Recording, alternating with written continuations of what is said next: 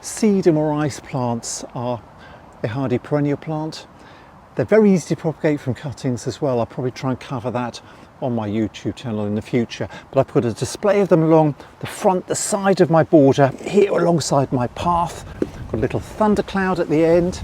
Got a variegated variety called Lajos here.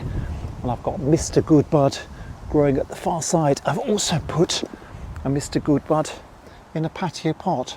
So if you want something for your patio displays, these sedums or ice plants are really good. They don't demand much watering during the summer, but you'll have a lovely display of leaves, either variegated ones like on Lajos, or green, or this beautiful one here. I'll come to that in a minute.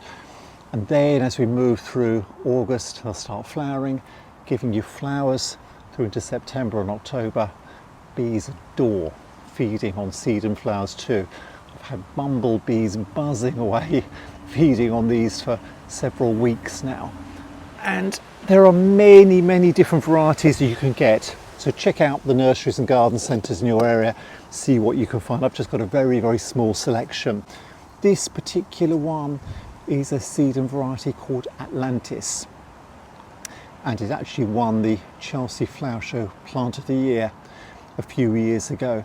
It's only very small, very compact, spreading variety, and you can divide these up in the spring and turn one plant like this into 2 or 3 if you want. So very easy to propagate from either cuttings or divide them up.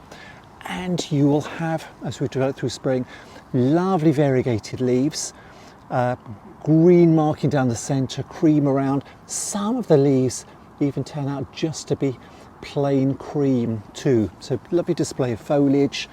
Then as we move through summer, late summer into autumn, the flowers will open.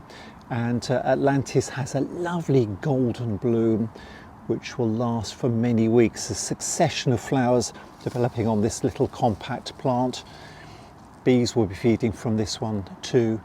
And I will just leave this in a pot throughout the year. Those stems will die back in the autumn. I'll just let them die right the way back, so you don't need to give it any winter protection. If you want and you're in a very cold area, you might just want to move the pot into the shelter, put it under a cold frame, put it in your greenhouse. The stems will die back, and then sometime through the winter I'll cut all of those old stems back right the way down the bottom, and you'll get new leaves growing out in the spring to put on the new growth and the new display for the following year. I do hope you enjoyed this video and would be really grateful if you could click the thumbs up like button below right away. Thank you. We all want colour in our gardens and plants that bloom over a really long period too.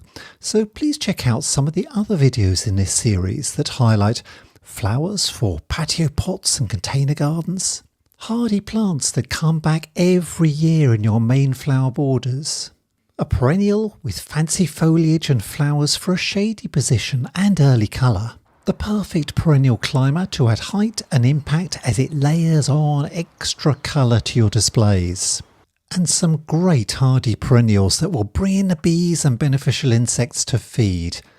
You'll find these and many more videos on my channel at Adam's Gardening Guides, so please check these out and subscribe to my channel too, so you'll be the first to hear about new videos and plants to choose for your garden. Thanks for watching and happy gardening!